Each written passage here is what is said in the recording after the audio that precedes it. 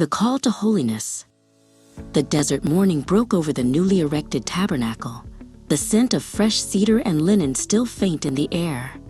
Now that God had dwelt among them, a new sacred instruction was given. From the tent of meeting, Moses called forth the people, announcing the path to approach the Holy One.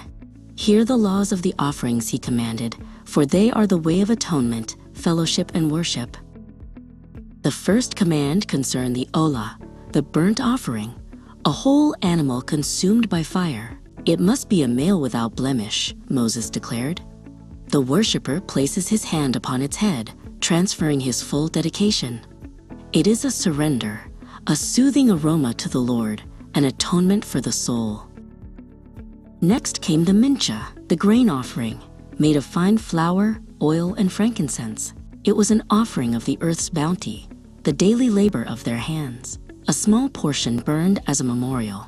The rest was a sacred gift for the priests to eat. It taught that all provision comes from God, and a part must be given back.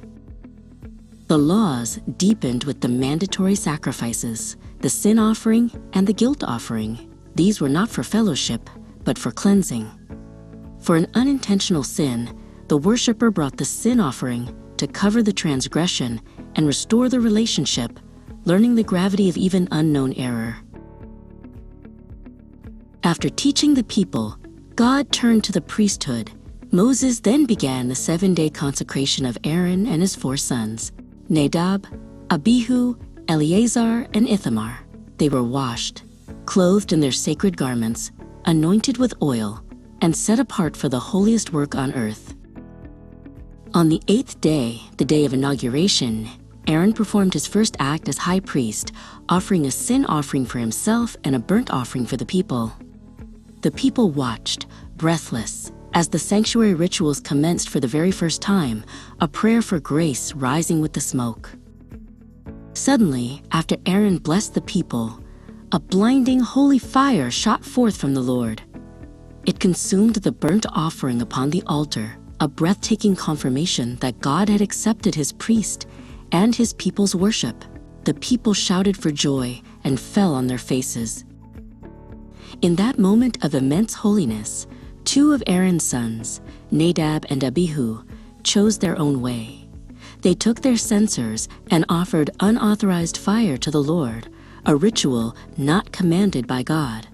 They substituted their own passion for God's explicit command, disregarding the sacred order.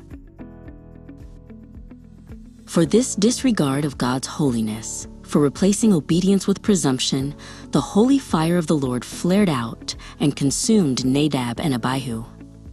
They died instantly before the Lord. Their father, Aaron, heard the terrible news and held his peace, accepting the severity of God's righteous judgment. Moses then spoke to the remaining sons, Eleazar and Ithamar. The sacred fire of the Lord is to be approached on his terms alone. You must be clean and sober, for you stand between a holy God and his people. This is the call to holiness for the priest, the offering, and all of Israel.